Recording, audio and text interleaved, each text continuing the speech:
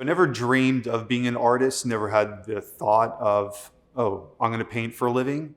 But when you look in hindsight and kind of connect the dots in life, it makes sense and is absolutely what I'm supposed to do. At an early age, I got connected to the oceans or the seas from my parents taking me to the beach every weekend when it was warm. I would either fish or I would skimboard, bodyboard, and I would just entertain myself. And inevitably, those things that entertained me became passions, things that I love. Now it's like my life completely revolves around the ocean. I'm Harley Van Hyning, AKA Gnarly Harley. I'm a Gyotaku artist here in Destin, Florida. I originally got into art from my mother. She's got an extensive background going to the Brighton School of Art in England, and then finished her graduate school in art at the Royal Academy in central London. So I knew of the art form of Gyotaku, which is a Japanese art form where the Japanese began recording their catches using rice paper and sumi ink in the early 1800s.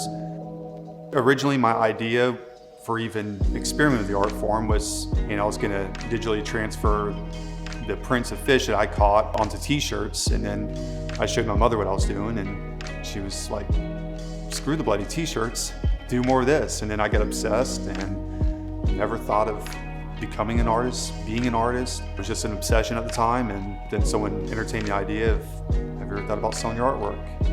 No. And then that became a thought.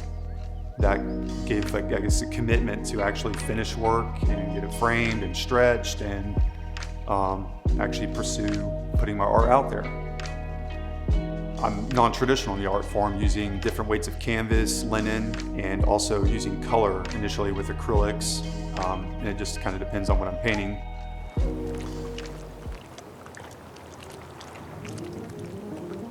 So right now, currently, it's October, which is the Destin fishing rodeo, and also one of the best times to fish in Destin, the entire month of October.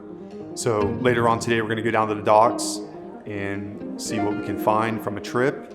This time of the year, lots of boats are fishing, with fishing being great in the bay, intercoastal water, off the beach, out in the Gulf, the rigs.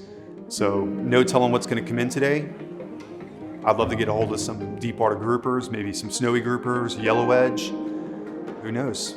Maybe we'll see something bigger and grander than that.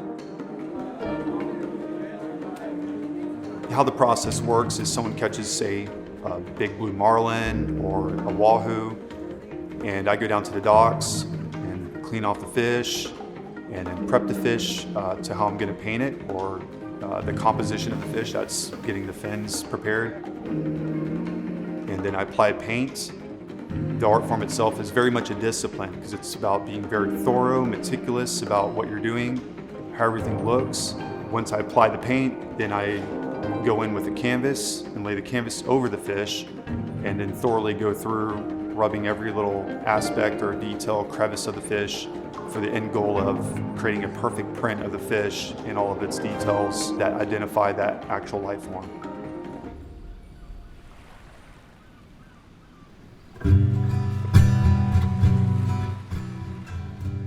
An expectation you may have in life and how things just work in mysterious ways, I guess you call it the universe.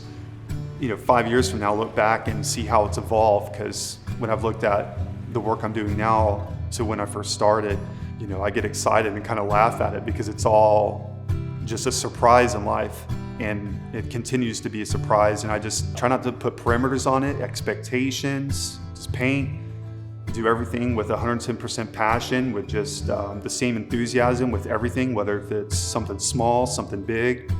And I think that's it, just be authentic and do it with the utmost love.